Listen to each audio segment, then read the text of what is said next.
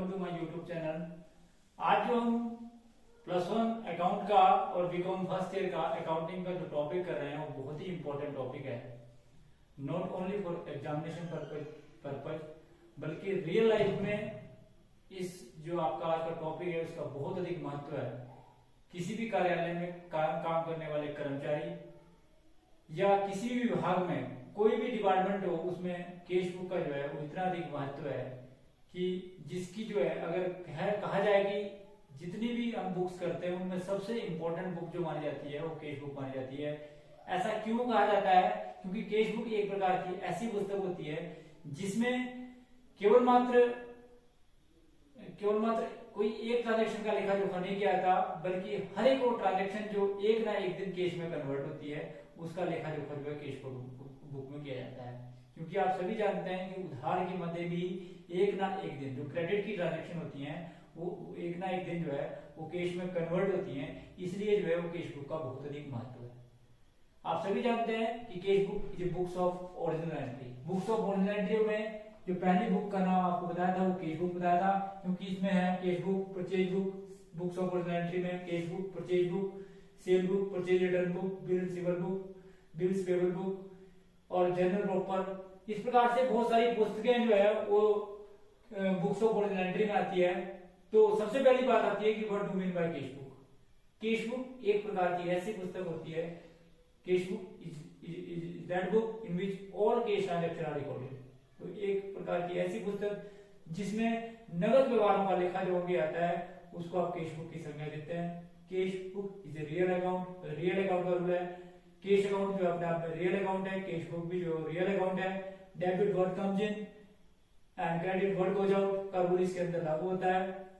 All cash received are debit and all cash payment are credit. ध्यान रखें इस बात का कि केवल मात्र only all cash received are debit and only cash payment are recorded. इसके अंदर जो है जितनी भी कैश रिसीव्ड होती है उन्हें डेबिट किया जाता है और जितनी भी कैश पेमेंट होती है उनको क्रेडिट किया जाता है। अन्य खातों की तरह जितना महत्व जो है अन्य खातों का होता है उससे भी अधिक महत्व जो है वो लेजर में जो है वो कैश अकाउंट का होता है। क्योंकि आप सभी जानते हैं कि एक ना एक दिन हर व्यवहार को कैश में जो है वो कन्वर्ट होना होता है, इसलिए जो है वो कैश बुक जो है वो बड़ी इंपॉर्टेंट बुक मानी जाती है। इसे बुक्स ऑफ ओरिजिनल एंट्री और प्रिंसिपल बुक्स ऑफ अकाउंट की संख्या भी दी जाती है। तो इसके ऑब्जेक्टिव्स क्या है? अब बात आती है कि इसके ऑब्जेक्टिव्स क्या है, what are the objectives of cash book. तो सबसे पहले आप सभी जानते हैं कि कैश बुक का सबसे पहला इंपॉर्टेंट यही है कि बिजनेस के अंदर जितने भी खर्चे हैं, चाहे वो आपका रेंट पेड है, चाहे सैलरी है, चाहे आपका ऑफिस का खर्चा है, चाहे वो वेजेज है, चाहे कैरिज है, चाहे प्रिंटिंग एंड स्टेशनरी है, चाहे आपका सेलिंग एंड डिस्ट्रीब्यूशन का खर्चा है, चाहे एडवर्टाइजमेंट का खर्चा है, चाहे पोस्टेज का खर्चा है, चाहे टेलीग्राम का खर्चा है, इन सारे खर्चों का आप क्या टाइमली भुगतान करने में समर्थ हैं, इसलिए जो कैश बुक बनाई जाती है। क्योंकि अगर हमारे पास कैश अच्छा है तो इसका मतलब उनका टाइमली भुगतान कर पाएंगे। दूसरा, आप सभी जानते हैं कि व्यवसाय में बहुत सारे क्रेडिटर्स होते हैं। क्रेडिटर्स वो व्यक्ति होते हैं जिनका आपने देना होता है। तो क्या व्यवसाय के फाइनेंशियल पोजीशन या व्यवसाय के पास इतना कैश है कि वह अपने क्रेडिटर्स का भुगतान जो है टाइमली कर सके? Number 2 objective. अगर नंबर 3 ऑब्जेक्टिव की बात करें तो इसका ऑब्जेक्टिव है कि आप व्यवसाय की लिक्विडिटी पोजीशन को जानना चाहते हैं। आप ये जानना चाहते हैं कि व्यवसाय की लिक्विडिटी पोजीशन क्या है, तरलता की पोजीशन क्या है। दैट मीन्स कि किसी भी चीज को कैश में कन्वर्ट करने की एफिशिएंसी कितनी है, कि आप अपनी लायबिलिटीज का भुगतान कितनी जल्दी कर सकते हैं, क्या आपकी कैश पोजीशन ऐसी है। तो इसलिए भी जो है कैश बुक बनाई जाती है। उसके अतिरिक्त जो इसका अगला ऑब्जेक्टिव है वो है कि मिस एप्रोप्रिएशन ऑफ कैश को रोकना, कैश के गमन को रोकना, चोरी को रोकना। क्योंकि आप सभी जानते हैं कि कैश एक ऐसी चीज है कि जो व्यक्ति के मन में जो है वो फ्रॉड और मिस एप्रोप्रिएशन ला देती है। तो इस प्रकार से उसको रोकने के लिए भी जो है वो कैश बुक जो है वो बनाई जाती है। तो कैश बुक को बनाने के जो है ये कुछ ऑब्जेक्टिव्स है कि आप टाइमली एक्सपेंसेस की पेमेंट करें। अगर शॉर्टकट में मैं आपको बताऊं, नंबर 1 ऑब्जेक्टिव है कि टाइमली आप अपने जितने भी एक्सपेंसेस उनकी पेमेंट करें। नंबर 2 टाइमली जो है वो क्रेडिटर्स की पेमेंट करें। नंबर 3 कि आप अपनी लिक्विडिटी पोजीशन के बारे में जान पाए टाइमली, और इसी प्रकार से आप बिजनेस के अंदर किसी भी प्रकार के फ्रॉड और मिस एप्रोप्रिएशन को रोकने के लिए जो है वो कैश बुक जो है बड़ा इंपॉर्टेंट रोल प्ले करती है। तो ये थे जिसके ऑब्जेक्टिव मीनिंग और ऑब्जेक्टिव्स के बाद अब इसकी डेफिनेशंस क्या है। एक तो डेफिनेशन भी आप कर रहे हैं, एक डेफिनेशन मैं बताता हूँ कि cash book is a book of original entry. Cash book is a book of original entry, the objective of which is to record all cash received and all cash payment of money according to quarter.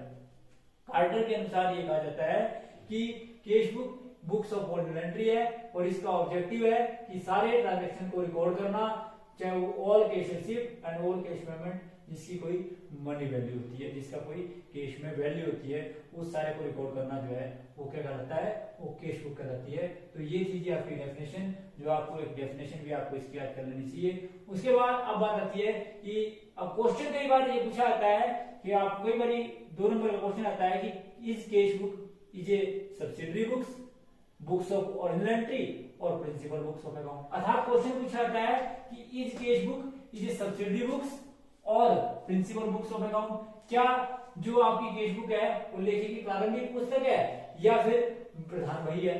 तो इसका जवाब ये है कि cash book जो है वो subsidiary books of account भी है और प्रिंसिपल बुक्स ऑफ अकाउंट भी है. अब बात आती है कि कैश बुक जो है वो सब्सिडरी बुक्स ऑफ अकाउंट क्यों है? क्योंकि कैश बुक बनाने के बाद कैश बुक में सर्वप्रथम लेखा जो है वो किया जाता है और जिसमें आप सबसे पहले सोर्सेज ऑफ डॉक्यूमेंट से बुक्स ऑफ ओरिजिनल एंट्री में या जिस सोर्सेज जितने भी वॉचर्स हैं उनका सर्वप्रथम जिस पुस्तक में करते हैं उसे आप सब्सिडरी बुक्स या बुक्स ऑफ ओरिजिनल एंट्री की संज्ञा देते हैं. क्योंकि ये कहा जाता है कि ये जो है वो जनरल का काम करती है, क्योंकि कैश बुक बनाने के बाद आपको जनरल की आवश्यकता नहीं है, इसलिए ये कहा जाता है कि कैश बुक जो है वो सब्सिडरी बुक्स है. उसके बाद प्रिंसिपल बुक्स ऑफ अकाउंट क्यों है? कि ये लेखे की मुख्य मई भी मानी जाती है, क्योंकि लेजर जितने भी होते हैं उनको आप मेन बुक मानते हैं. तो कैश बुक बनाने के बाद क्योंकि लेजर बनाने की आवश्यकता नहीं है, इसलिए ये कहा जाता है कि कैश बुक जो है वो आपका प्रिंसिपल बुक ऑफ अकाउंट भी है, प्रधान बही भी है. तो इसलिए कहा जाता है कि कैश बुक जो है cash book is a subsidiary book as well as principal books of account. तो कैश बुक जो है वो बुक्स ऑफ ओरिजिनल एंट्री भी है और प्रिंसिपल बुक्स ऑफ अकाउंट भी है. क्योंकि मैंने आपको बताया, एक बार अगर रिपीट करूं कि सब्सिडरी बुक्स ऑफ अकाउंट क्यों है, क्योंकि कैश बुक में सोर्स ऑफ डॉक्यूमेंट्स है या वोचर से सर्वप्रथम लेखा डेट वाइज और इसमें जो है किया जाता है. इसके बाद क्योंकि ये जनरल का काम करती है इसलिए भी इसे सब्सिडरी बुक्स और बुक्स ऑफ ओरिजिनल एंट्री की संज्ञा दी जाती है. उसके बाद इसे प्रिंसिपल बुक्स ऑफ अकाउंट की संज्ञा क्यों दी जाती है? क्योंकि कैश बुक बनाने के बाद कैश अकाउंट बनाने की कोई भी आवश्यकता नहीं है, इसलिए ये कहा जाता है कि ये लेजर का काम भी करती है, इसलिए इसे प्रिंसिपल बुक्स ऑफ अकाउंट की संज्ञा भी दी जाती है. उसके बाद अगला क्वेश्चन पूछते हैं आपसे कि what is the difference between cash book और कैश अकाउंट में क्या डिफरेंस है? तो डिफरेंस क्या है कैश बुक और कैश अकाउंट में? सबसे पहली तो बात यह है कि कैश बुक और कैश अकाउंट में सिमिलरिटी भी है. तो कैश बुक और कैश अकाउंट में सिमिलरिटी ये है कि कैश बुक में और कैश अकाउंट का जो फॉर्मेट एक जैसा है. अगर सिमिलरिटी की बात करें, डिफरेंस से पहले सिमिलरिटी की बात कर लें कि कैश बुक और कैश अकाउंट का जो है वो फॉर्मेट एक जैसा है. नंबर 2 बात है कि कैश बुक भी जो है वो ओरिजिनल डॉक्यूमेंट से और कैश अकाउंट भी जो है ओरिजिनल डॉक्यूमेंट से जो है वो तैयार किया जा सकता है. ठीक है जी. उसके बाद दोनों में जो है वो टू और बाय का प्रयोग होता है, कैश बुक में भी और कैश अकाउंट में भी जो है वो टू और बाय का प्रयोग किया जाता है. उसके बाद अगला क्वेश्चन है जी आपका कि इसके बीच में डिफरेंस क्या है, क्योंकि हम कर रहे थे कि what is the difference between cash book and cash account. तो नंबर 1 नीचे cash book is a part of journal. Cash book is a part of journal. इसकी प्रकृति है कि cash book is a part of journal while cash account is a part of ledger. Cash book is a part of journal while cash account is a part of ledger. इस बात का ध्यान रखें. उसके बाद दूसरा है opening of cash account. Cash book बनाने के बाद कैश अकाउंट को ओपन करने की आवश्यकता नहीं है, क्योंकि सीधी एंट्री जो है वो कैश बुक में हम करते हैं और कैश बुक और कैश अकाउंट जो है जैसा होता है. उसके बाद ये बात आप सभी जानते हैं कि कैश अकाउंट जो है वो तब बनाया जाता है, कैश अकाउंट बनाया जाता है यदि आप पहले जनरल में एंट्री करते हैं. अगर कैश अकाउंट के रेफरेंस की बात करें कि कैश अकाउंट तब बनाया जाता है यदि आप जनरल एंट्री करें, उसके बाद इतने जी इसका जो है अलग से कैश अकाउंट बनाया जाता है. उसके बाद अगला डिफरेंस है पोस्टिंग. ये बोलते हैं कि कैश बुक की जो अगर जो कैश बुक में जो अलग अलग अकाउंट दिखाए हैं आपने, जैसे आपने टू रेंट दिखाया है, बाय सैलरी दिखाई है, बाय परचेज दिखाया है, टू सेल दिखाया है, टू कैपिटल दिखाई है, बाय बैंक दिखाया है, टू बैंक दिखाया है, बाय ड्राइंग दिखाई है. तो इस प्रकार से जितने भी वो अलग अलग खाते हैं उनके अलग अलग खाते खोले जाते हैं. अर्थात कैश बुक को छोड़कर, कैश अकाउंट को छोड़कर सारे जितने भी खाते हैं उनके अलग अलग खाते जो है खोले जाते हैं. जब हम पोस्टिंग कराएंगे तब आपको और अधिक क्लियर होगा. उसके बाद ये बोलते हैं कि कैश अकाउंट तो कैश अकाउंट जो है कैश बुक बनाने के बाद जो है वो जब कैश अकाउंट की बात करते हैं तो जनरल में जब एंट्री करते हैं तो कैश अकाउंट अलग से खोला जाता है और इसके अलग अलग खाते जो है अलग अलग हिस्सों पर अलग अलग खोले जाते हैं। तो ये था जी आपका कि इसके बीच में क्या डिफरेंस है।